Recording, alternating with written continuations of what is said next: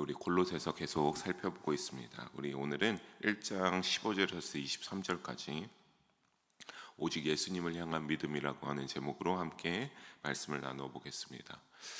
사도 바울은 골로새 교회를 향하여 편지를 쓰고 있다는 것은 우리가 알았고, 지난번에는 우리가 이 15절과 23절 위에 부분을 보면서 사도 바울이 골로새 교회를 향하여서 참 하나님께 감사하고 너희를 위하여 기도하고 있다라고 하는 그러한 내용의 편지를 우리가 살펴볼 수 있었습니다.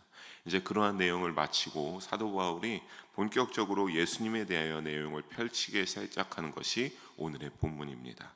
당시 골로새 교회는 여러분 혼합주의적 이단 사상이라는 게 침투해 있었습니다. 거기 중에서 이 이단 사상으로 인해서 어떤 문제가 있냐면, 이들이 받아들인 복음이 변질이 일어나기 시작했고 예수님에 대한 신앙을 막 흔들어 놓기 시작했습니다. 이 혼합주의적 이단 사상은 영지주의와 유대적 율법주의가 섞여 있는 이단이었는데, 유대적 율법주의는 어제 말씀드렸죠. 율법을 지켜야만 한다. 무엇이 있어도 율법을 잘 지키는 도덕적인 어떠한 자세를 갖추면서 살아가야 된다라고 하는데, 특히 영지주의의 영향이 큰 영향을 끼쳤습니다. 영지주의는 예수님의 육체를 부정했습니다. 무엇이 되었든 그분은 그냥 연약한 인간이고 우리와 동일한 인간이기 때문에 예수님의 육체를 우리와 동일하고 부활하셨다고 인정하지 않아서 예수님의 복음만으로는 구원에 이르지 못한다라고 끊임없이 가르쳤기 때문입니다.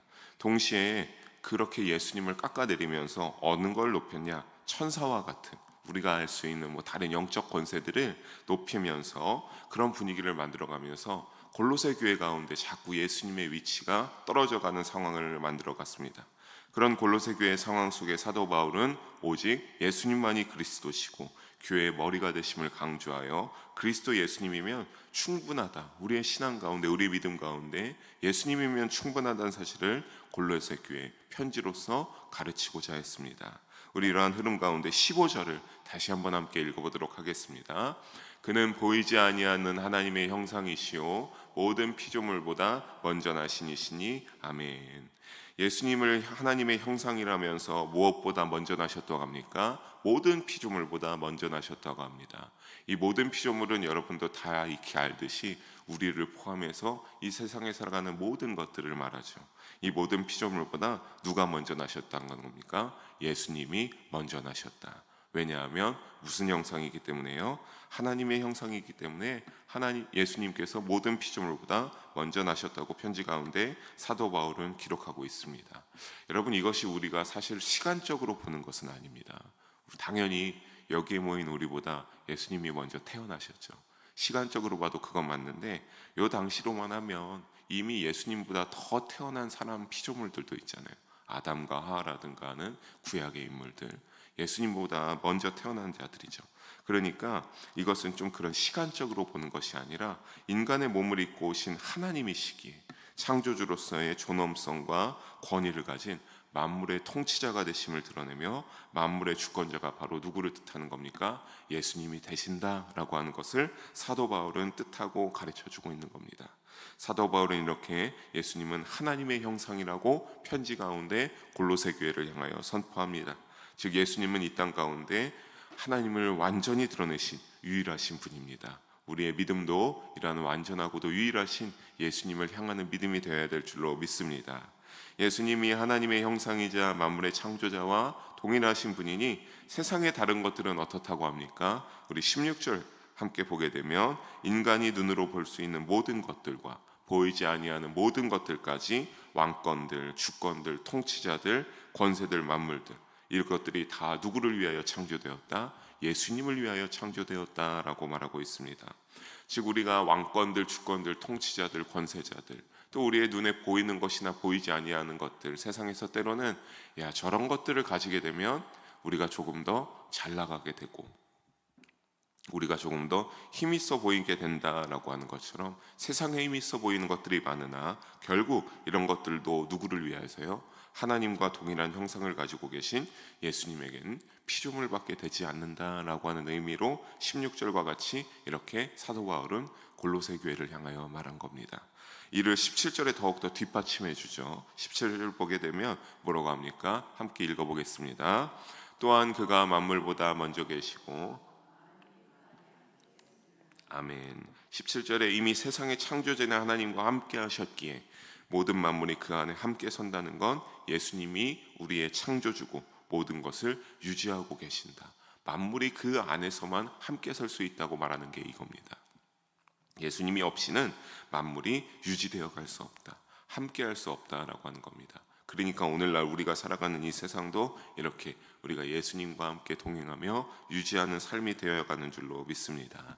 사랑하는 성도 여러분, 그 안에 예수님은 우리의 구원자이실 뿐만 아니라 창조주가 되어 가심을 사도 바울은 말하고 있습니다.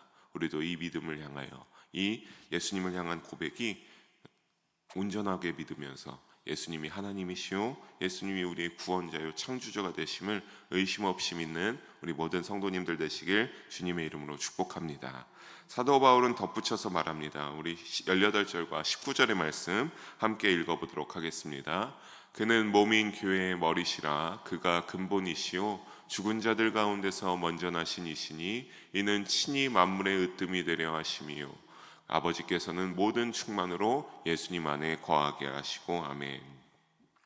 18절을 먼저 보게 되면 예수님이 교회의 머리가 되어주시고 죽은 자들 가운데 어떻게 되었다라고 합니까? 먼저 나신이다 라고 말씀하고 있습니다. 예수님이 가장 먼저 죽음에서 나신 자라고 의미는 어떤 것이냐? 사실 이것도 죽은 자들 가운데서 먼저 나신이다. 우리가 구약의 성경이나 여러 가지를 보면 예수님보다 먼저 죽음에서 부활하신 이들이 분명히 있죠. 달리다굼 소녀야에서 소녀가 죽음 가운데서 일어났다고 하거나 회당장 야이로의 딸을 예수님께서 부활하시고 하는 그 전에도 구약에 보면 많은 나사로와 같은 인물들 여러 가지로 사실 시간적으로 보면 예수님보다 죽음에서 부활한 자들이 있다라고 하는 겁니다. 그러니까 우리가 이것도 또 동일하게 시간적인 순서로만 봐서는 안 되는 겁니다. 정말로 죽은 자들 가운데서 먼저 나시니 어떻게 먼저 나셨습니까? 완전하게 진정한 부활을 보여주신 것은 예수님만으로 영원한 생명을 주실 수 있는 부활의 첫 열매는 예수님밖에 없다라고 하는 사실입니다. 그 전에 부활한 자들도 있지만 그들은 다 하나님의 능력과 예수님의 이적으로 부활한 것이지 그들이 우리에게 예수님과 같이 죄를 용서함 받게 하고 우리에게 그 죄를 용서함으로 우리의 영혼이 언젠가 하나님 앞에 부활하게 할 수 있는 그러한 힘은 있습니까? 없습니까? 그런 힘은 없죠. 그런 힘은 오직 예수님에게만 있습니다. 그래서 예수님이 가장 죽은 자들 가운데서 어떻게 되신 겁니까? 먼저 나시니다 라고 사도 바울은 골로새 교회에 말하고 있는 겁니다. 또 19절에서 하나님께서는 예수님 안에 모든 충만이 거하게 하셨다라고 합니다. 이게 읽어보면 사실 굉장히 말이 어렵습니다. 아버지께서는 모든 충만으로 예수님 안에 거하게 하시고 조금 헬라어나 문맥적으로 이것을 다듬어 보면 이렇게 할 수 있습니다. 아버지께서는 예수님 안에 거하면서 모든 것을 충만하게 하셨다라고 하는 것으로 읽어도 조금 더 흐름이 이해하기 쉽습니다. 즉 이 문맥으로 일단 화면에 나온 문맥으로 보면 예수님 안에 모든 충만이 있다고 하는 사실입니다. 이 흐름으로 보면 결국 오직 예수님으로 충만해질 수 있다는 사실을 사도 바울이 그러니까 말하고 있는 겁니다. 세상의 어떤 것들로도 우리가 부활을 향하여서 하나님 나라를 향하여서 충만해져서 가고 싶지만 세상의 어떤 것도 충만해지게 할 수 없죠. 우리의 힘도 충만해지게 할 수 없죠. 오직 누구로만요? 부활의 첫 열매가 되어주시는 예수님만으로 우리가 예수님 안에 거하면서 모든 충만을 누릴 수가 있다라고 하는 사실을 사도 바울은 강하게 말하고 오직 예수님에게만 그러니까 무엇이 있습니까? 구원이 있음을 어필하고 있는 겁니다. 오늘도 우리가 세상을 살아가다 보면 어떻게 그렇게 예수님만을 통하여서 구원받을 수 있냐라고 조롱 아닌 조롱으로 믿음 없는 사람들이 그렇게 말하는 것을 간혹 들으실 때가 있으리라고 생각합니다. 하지만 그런 것들은 잘못되었다고 사도 바울이 알려주면서 우리가 오늘 말씀에서 알려주고 있는 건 뭡니까? 오직 누구만으로 충분하다? 예수님만으로 충분합니다.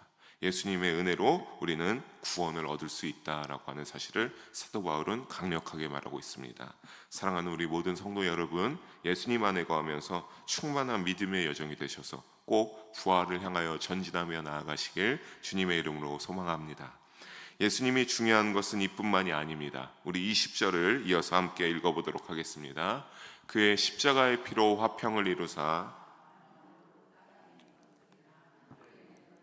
그로 말미암아 자기와 화목하게 되기를 기뻐하심이라. 아멘. 오직 예수님이 십자가에 흘리신 그 보혈의 능력으로만 우리가 무엇을 이룰 수 있습니까? 화평을 이룰 수 있다라고 사도 바울이 알려주고 있습니다. 누구와 화평을 이룰 수 있는 겁니까, 여러분? 물론 예수님 안에서 우리가 여기에 이렇게 우리가 하나 되어서 화평하게 하나님 앞에 예배를 드릴 수도 있지만, 우리가 구태여 예수님을 통하여서 화평을 누리고자 하면서 예수님을 믿는 믿음의 그 목적은 누구와 화평하는 데 있습니까? 하나님과 화평하는 데 목적이 있죠. 그러니까 오직 예수님을 보내신 하나님과 화평을 이룰 수 있다라고 사도 바울은 말하고 있는 겁니다. 이 화평을 이루어서 화목하게 되었을 때 누가 기뻐하신다고 합니까? 예수님이 우리를 보고 참으로 기뻐하십니다. 이 화평이 구체적으로 그럼 어떻게 이루어지게 되었는지를 사도 바울이 21절부터 23절까지 자세하게 알려줍니다. 21절에서 사도 바울은 빌립보 성도들을 향하여서 말합니다. 전에 악한 행실로 멀리 떠나 마음으로 원수가 되었던 너희를. 어떠한 상태입니까? 예수님을 알기 전 과거의 모습과 지금의 믿음이 있는 모습을 대조하고 있죠. 예수님을 알기 전에는 악한 행실로 죄를 지어서 예수님과도 멀어지고 하나님과도 멀어졌었습니다. 하지만 이제는 하나님과 그렇게 죄로 인하여 원수였으나 현재는 십자가에 피 흘리신 죽음으로 우리는 어떻게 되었습니까? 원수가 아니라 이 12절을 이어서 보면 하나님과 화목하게 해주심으로 거룩하여져서 우리가 흠없고 책망할 것이 없는 자로 그 앞에 세워주심을 믿으시기를 바랍니다. 우리의 힘이 아니죠. 어떠한 자격이나 이런 것들 나의 잘남에 있는 것이 아닙니다. 그냥 하나님, 예수님께서 우리 모든 성도님은 한 분 한 분, 또 저까지 참 사랑하고 그 죄를 보혈로 용서하여 주셔서 십자가의 공로로 우리가 하나님 앞에 의롭다 칭함을 얻고 우리가 하나님 앞에 흠없고 책망할 것이 없는 거룩한 자로 서 있을 수 있는 은혜를 받을 수 있었습니다. 이것이 우리가 어디에서 어디로 변하게 된 순간입니까? 죄인에서 의인으로 변하게 된 순간이죠. 앞서 한 번 더 말씀드린 것을 다시 말씀드리면 이것은 공로나 행위에 있지 않습니다. 오직 우리가 예수님 대속의 은혜를 믿고 인정할 때만 얻을 수 있는, 예수님이 나를 위하여 죽으셨다, 십자가에서 피 흘리셨다라는 것을 인정하고 믿으면서 나아갈 때만 우리가 어떻게 될 수 있습니까? 의인이 칭호로 죄인에서 의인으로 탈바꿈할 수 있다라고 하는 겁니다. 그런데 당시 골로새 교회를 공격하던 예수님으로는 구원에 이르지 못한다는 이단의 공격을 이렇게 말함으로써 어떻게 하는 겁니까? 반박하고 그 이단이 틀렸다고 알려주고 있는 겁니다. 그렇다면 우리가 여기에서 만약에 우리가 지금 잘 이렇게 예배도 드리고 새벽에 하나님을 향하여 예수님을 향하여 나와서 이제 하고 기도도 개인적으로 하고 돌아가시는데, 만약에 그런 관계 속에 예수님이 쏙 빠지게 된다면 어떻게 되겠습니까? 그러면 우리는 바로 하나님 앞에 화목을 유지하는 것이 아니라 그 즉시 죄인의 신세로 전락하게 됩니다. 왜냐하면 우리는 공로가 없으니까, 우리는 힘이 없으니까, 우리는 매일 죄를 지을 수밖에 없는데, 앞서 말한 대로 사도 바울의 말대로 십자가 보혈의 공로로 우리가 육체의 죽음에서 벗어나서 하나님이 우리를 예수님을 통해 화목하게 인정해 주셨기 때문에 우리가 의인이 될 수 있는 거지, 예수님이 빠지게 되면 우리는 하나님 앞에 죄인의 신세로 전락하게 될 수밖에 없습니다. 이를 잊지 마시기를 주님의 이름으로 부탁드립니다. 이를 알고 바울은 이제 이를 위하여서 조건을 마지막에 제시합니다. 그게 바로 오늘 23절의 말씀입니다. 23절의 말씀 함께 한 목소리로 읽어보겠습니다. 만일 너희가 믿음에 거하고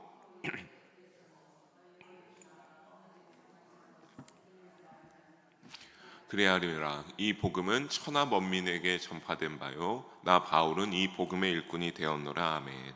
믿음에 거하고 터 위에 굳게 서서 결국에는 어떻게 하라는 겁니까? 이게 굉장히 긴데 사도 바울이 말하는 건 이겁니다. 너희가 믿음에 거하고 터 위에 굳게 서서 너희의 믿음이 어떻게 해요? 흔들리지 말라. 너희의 믿음이 흔들리지 말라라고 말하고 있는 겁니다. 예수님이 없으면 죄인이 되니까 우리는 끝까지 예수님을 향한 믿음으로 흔들리면 되겠습니까? 안 되겠습니까? 안 되니까 이런 조건을 걸면서 말하고 있는 겁니다. 이렇게 믿음 위에 흔들리지 아니하면 우리가 어떻게 될 수 있다? 앞서 말한 흠없고 책망할 것이 없이 되어서 하나님 앞에 거룩하게 서 있는 우리의 모습이 끝까지 유지될 수 있다, 살아갈 수 있다라고 하는 것을 사도 바울은 조건으로 내걸고 있는 겁니다. 사랑하는 성도 여러분, 우리가 지금 이것을 유지하면서 살아가고 계시다는 사실을 잊지 말아야 합니다. 여러분이 이것을 위하여서 하나님 앞에 예배드리면서 성도로 살아가고 있지 않습니까? 성도로 살아가고 한다는 사실 자체가 우리가 끊임없이 믿음 위에 서 있겠습니다. 예수님, 우리가 예수님을 떠나지 않겠습니다. 하나님 앞에 의인이 되어서 언젠가 하나님 나라에 들어가겠습니다라고 여러분이 믿음으로 살아가고 있는 것이기 때문에 이것을 구태여 믿음으로 살아가고 있습니다. 사도 바울이 그런즉 다시 한번 우리에게 이 본문에서 요청하는 바는 무엇입니까? 복음 위에 믿음의 반석이 어떻게 하라? 굳게 서 있어라. 흔들리지 말아라 라고 오늘 우리 영일 성도님들과 저에게도 요청하고 조건을 제시하고 있는 겁니다. 이 조건을 적극 수용하시기를 주님의 이름으로 부탁드리겠습니다. 그런 조건을 지켜서 사도 바울도 어떻게 되기 때문에 복음의 일꾼이 되었듯이 우리가 또 그렇게 살아갈 때면 여러분 각자 맡은 직분과 사명에 따라 사도 바울과 같이 우리도 어떻게 되는 겁니까? 하나님께서 귀한 일꾼으로 사용하여 주실 것입니다. 즉 사랑하는 성도 여러분, 직분에 따라 여러 가지로 하나님 앞에 봉사하고 헌신할 때 이런 사도 바울의 고백에 따라 내가 하나님을 향하여서 내가 이렇게 거룩하게 하여 주신 예수님께 감사하면서 교회에서 사랑으로 대하고 정성스럽게 복음 내 일꾼으로 살아가는 우리 모두가 되기를 주님의 이름으로 소망합니다. 말씀을 정리합니다. 우리를 구원하시기 위해 십자가의 은혜를 베푸신 모든 만물의 창조주 예수님을 향한 믿음에서 떠나지 않는 우리 모두가 되기를 소망합니다. 이 믿음에서 떠나지 않고 우리가 흔들리지 않을 때 하나님 아버지께서는 예수님을 통하여 그분의 주권 아래 우리를 늘 두실 것이기 때문입니다. 오늘 하루의 삶도 시작되는 한 주의 삶도 끝까지 예수님을 붙잡으시고 복음 위에 서서 오직 예수님을 향한 믿음을 지켜가며 거룩하고 흠없는 자로 살아가는 우리 모두가 되기를 주님의 이름으로 간절히 소망하며 축복합니다. 기도하시겠습니다. 사랑의 하나님 아버지, 오늘도 귀한 말씀을 전하게 하심을 감사합니다. 하나님께 감사와 영광을 올려드립니다. 아버지, 오늘 말씀과 같이 사도 바울이 오늘 우리에게 선포하여 주신 것처럼 주여 우리도 오직 예수님을 향한 믿음으로 살아가는 인생들이 될 수 있도록 인도하여 주시옵소서. 하나님과 화평한 자가 되시게 하신 예수님을 의지하는 믿음이 되게 하시고 그 믿음으로 십자가의 보혈의 능력도 굳세게 의지하게 해주셔서 하나님의 나라를 향하여 전진하게 하시고 이 시대 가운데 귀한 일꾼으로 사용되어지게 인도하여 주시옵소서. 그 모든 것들을 통하여 하나님께 영광 올려드리는 우리 모두가 되게 하시고 오늘 하루의 삶과 시작되는 한 주의 삶 가운데 주님만 의지하며 오직 예수님만 붙잡으며 살아가는 믿음의 여정이 되게 인도하여 주시옵소서. 감사드리며 사랑이 많으신 우리 주 예수님의 이름으로 기도드립니다. 아멘.